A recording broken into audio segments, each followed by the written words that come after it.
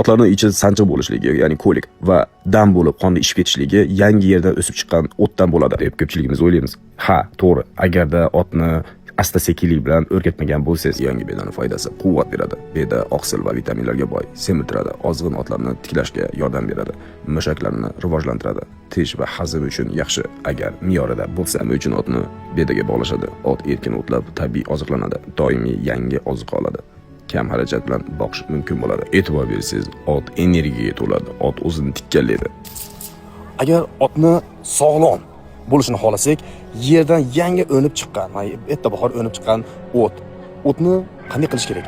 Otni bog'ladingiz, birinchi kundan ertadan kechgacha emas, 15 minutdan 20 minutdan qilib aldab 2 haftadan keyin ertadan kechgacha bog'lasangiz ham otning ichi sanchiq bo'lmaydi, ko'rik bo'lmaydi va otning ichi tozalanadi va ot yegan o'tidan foydalanadi, ya'ni vitaminlarga boy bo'ladi.